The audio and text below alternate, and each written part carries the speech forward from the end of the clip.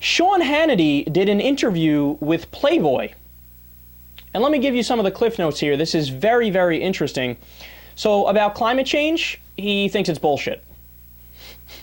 Genius opinion there from Sean Hannity. Of course, this isn't a surprise to anybody. He disregards the 97% of climate scientists. He disregards the biggest piece of evidence in the climate change debate is that meta-analysis that was done.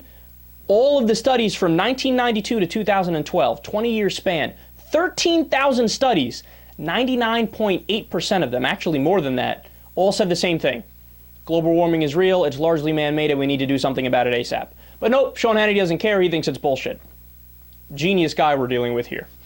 On gay marriage, he says, this is somewhat interesting, but by the end it's really not interesting. He says, I'm a libertarian, I don't care.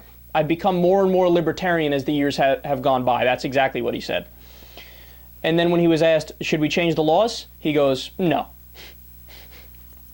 Nice contradiction there, Sean. So you don't care. That leads me to believe, oh, all right, teach their own if it's a libertarian position.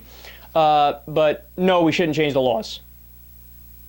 Okay, then you do care, and you're not a libertarian, and you want it to be between a man and a woman.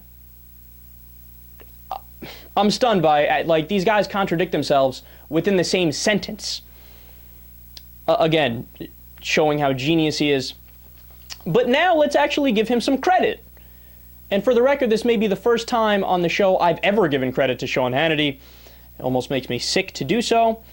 On decriminalizing marijuana, quote, I don't think there should be jail terms.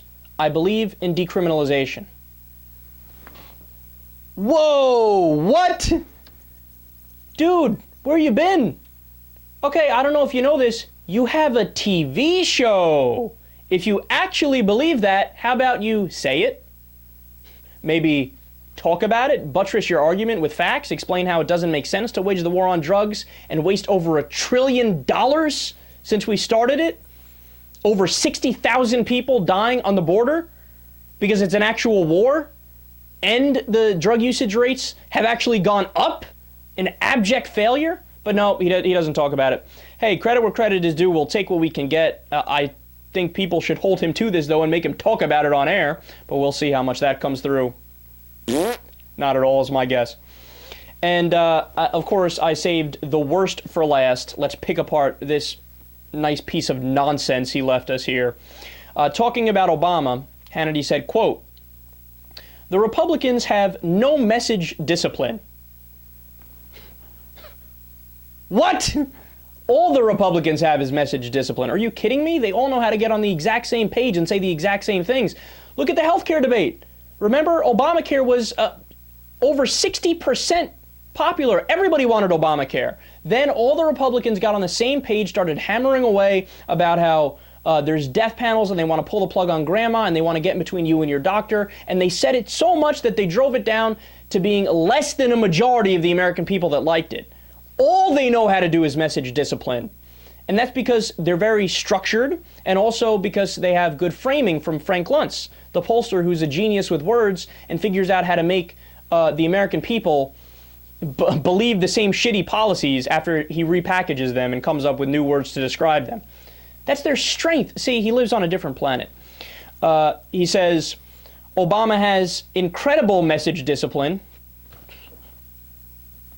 I can't name one example where Obama actually has had good message discipline. If he did, we would have single-payer health care. If he did, we would have a minimum wage increase. If he did, we would have real climate change legislation through. If he did, the wars in Iraq and Afghanistan would have been ended significantly earlier. I could go on and on all day. Of all the different policies we would have in place, we would have been able to get the American Jobs Act through, which was a second round of stimulus that created over 1 million jobs. But no, the Democrats are horrible at message discipline. He's on Neptune. He's on Neptune. He continues. His message right now is, quote, Republicans want to poison the air and water. Republicans want kids with autism and Down syndrome and the elderly to fend for themselves. Okay, that's not his message, but I wish it was his message because those things are true. I hate to burst his bubble with some facts here, but Republicans were against the Clean Water Act, were against the Clean Air Act. They're not in favor of government regulation, which protects to make sure that you have the clean water and clean air. So even if they're not admittedly in favor, like, yes, I'd like to poison people, that is the end result of the policies they're in favor of. And then furthermore, yeah, they want to cut social safety net programs all the time. They openly talk about it. They're brazen about it.